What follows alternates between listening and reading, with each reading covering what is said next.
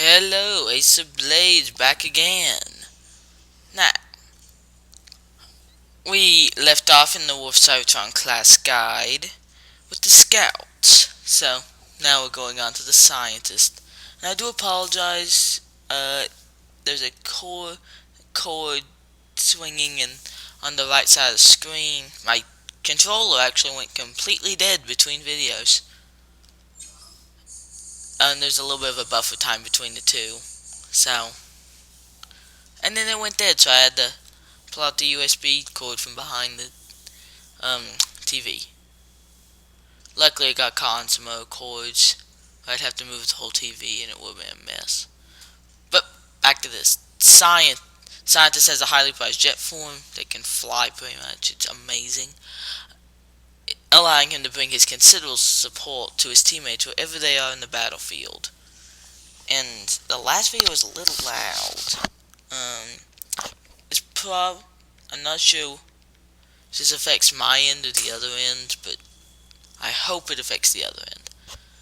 Their melee weapons are clubs, Decepticons are actually maces, they have spikes on them. Energon grenades, pretty much, it is a healing grenade.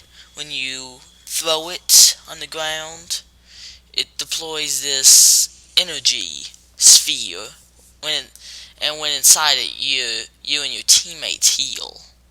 It's pretty good, it's pretty helpful. And the kill streaks are Health Matrix 2.0, which pretty much restores a teammate's entire health when they kill someone. I think it lasts for the course of a minute, though for some reason the counter rarely shows up. I don't know why that is. It only shows up when you're a scientist, but not the one who deployed it. I don't know either. I don't know why it happens. 5 is an overshield matrix where it pretty much gives your entire team overshields. And something that a lot of people don't seem to realize is that when you get an overshield, not only do you get the extra armor, you actually have your health completely restored. And for 7, it spawns a nucleon shot cannon with 10 shots in their hands. I believe the shot cannon does 400 damage, or at least it used to. They probably have patched it.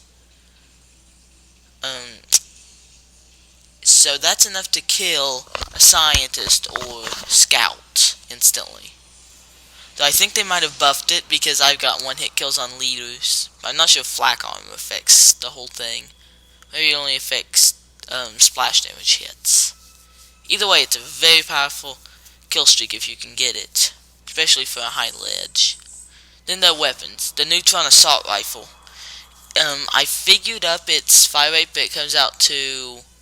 I asked him something earlier. So... It comes out like 623.045, yada yada yada. I could pull up the ridiculously long thing, but I'm not going to. The Photon Burst Rifle, it has a 2x scope. I actually kind of like it. Hipfire too. Fair fire rate, like I think I figured 600. It's sustainable fire rate 600 rounds a minute because of its burst delay. I'm not sure what the fire rate within the burst is. Might be 600 as well. Seems about right. The repair ray, it's a beam weapon that locks on. It can heal teammates or damage enemies. It has an absolutely minuscule range. But it's a heal gun, so it's a pretty good aid for a medic. Especially considering scientists can see allies' health. And then there's the EMP shotgun, which is pretty much this game's equivalent of Call of Duty World at War's double shotgun, and Call of Duty Black Ops' Olympia, which is actually a double shotgun as well. It's loud and proud, and it's very high damage. It's good for close range, but you need to back it up with a neutron assault rifle. I actually prefer to back it up with a burst rifle. This is like a just fooling around, class. It's kind of like a trolling. Yeah. Spawn sentry, it just spawns a stationary sentry gun. They can see cloaked enemies. So pretty much the cloaked scout's worst enemy. Ugh. And this thing actually has a synergy with disguise. If you are disguised and spawn a sentry, the sentry will actually be the color of the enemy faction, the one you were disguised as. And sentries have a health meter which gradually depletes on its own. But you can repair it with the repair ray. I don't think healing grenades work on it though. But of course enemies can shoot it to end that bar pretty quick. Then there's Drain, which literally siphons the life out of your enemies. Anyone near is going to have the physical life sucked out of their body. It's pretty cool. Nothing more to say about that now. Disguise, pretty much it changes your Autobot's symbol, your Autobot's colors to those of your Decepticons from the same class, and changes his symbol's colors to the enemy, to Decepticon, or for the Decepticon it would change them to Autobot. Which is why for that I don't recommend using like that lime green color, or like the orange, the bright colors that only one faction has, because it gives you away. I like having colors that actually look kind of the same between the two classes. Let me actually show that off real quick. See, they kind of look alike. I recommend Slipstream as the Decepticon, Stalker, and the Interceptor, Silverbolt, as your Autobot, because they kind of look alike. So it's a better disguise. And then the Shockwave, which it damages enemies, but not that much, and it pushes them away, which is helpful for a whirlwinding soldier.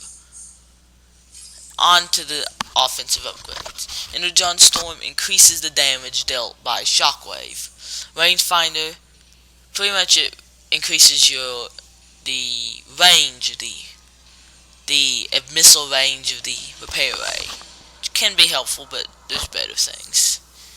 Rocket Sentry, which instead of firing machine lasers, I like to call them, it fires rockets, but as a cloaked scout, I find it easier to avoid the rockets and the machine lasers. But I'm pretty sure they do higher DPS overall. Then there's Repair Sentry, which instead of hurting your enemies, has its own repair ray and heals nearby friendlies. I couldn't decide between teammates and friendlies right there. Friendly Fire, and it kind of like Surprise Attack for the Scout, increases your damage after losing Disguise, either by, I'm not sure Disguise can run out, but you can manually turn it off, or fire. If you have a shotgun, an EMP shotgun, get behind an enemy with Disguise and then unleash this, there's a very low chance that they'll survive if you're accurate. The Repulsion Amplifier just increases the radius of Shockwave. I don't think that one should be the last unlock. It's not that helpful. For defense, Biomedic, which reduces your damage while you're healing with the repair ray. Sentry Armor obviously increases Sentry Armor. Master Disguise, which a lot of times if someone suspects that you're disguised, they will actually shoot you, because normally you'd lose your disguise if you're shot. So this prevents that. Though I've seen some leaders actually throwing the corrode, or soldiers throwing Energon Sling, because they'll affect the disguised enemy. Energon Optimization increases the heal rate of the repair ray. Leech increases the heal rate from Drain. This is absolutely ridiculous. If you're in a 1v1 at close range with a soldier, especially if you have a shotgun, or even an AR, you backtrack from him, especially if he doesn't have a shotgun, if you just stay close to him, but out of his melee range, even if they're whirlwinding if you have the shotgun, I guess, it will give you so much health. It's a little overpowered sometimes. Let me be honest. Scientists should not be able to survive point-blank whirlwind strikes without having to turn tail and run, especially even in jet form. But I think that guy might have been lag mining anyway. So then there's a Sentry Power Core. What the game means by power is actually attack damage. I'm pretty sure it is. I know it increases attack damage in Fall of Cybertron, so I'm pretty sure it does in this game as well. It might increase its health, but I don't think so. Pretty sure it increases damage only. And then there's the same ones. If you want me to go through these, go watch the Scout one. I just got a pop-up. My stupid computer. There we go.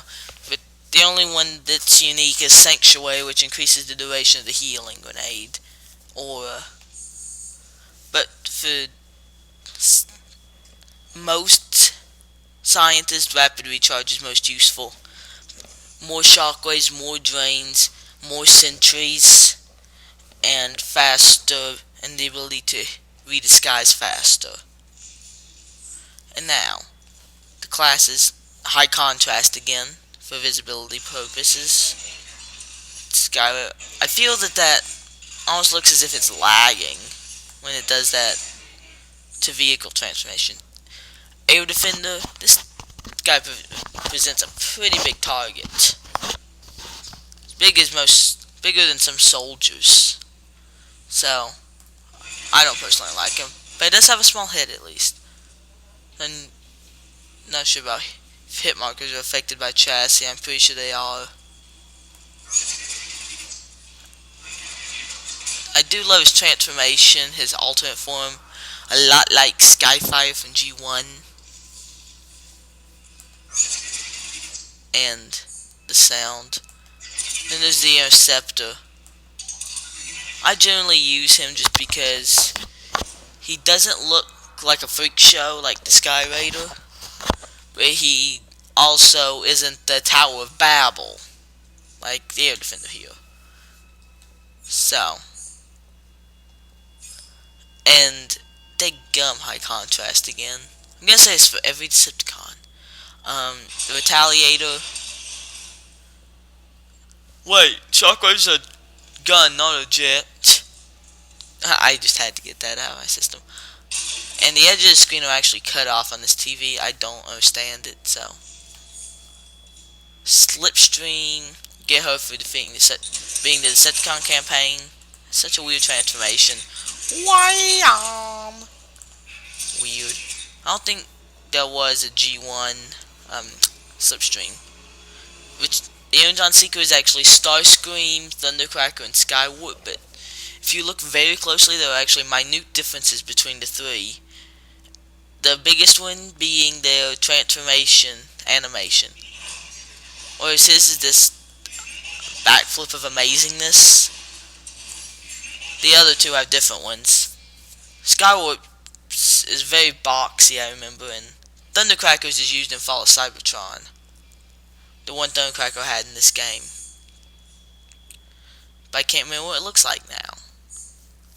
I don't exactly use that one. It's a piece of nostalgia I don't want. So, see you guys later. Ace of Blades signing off.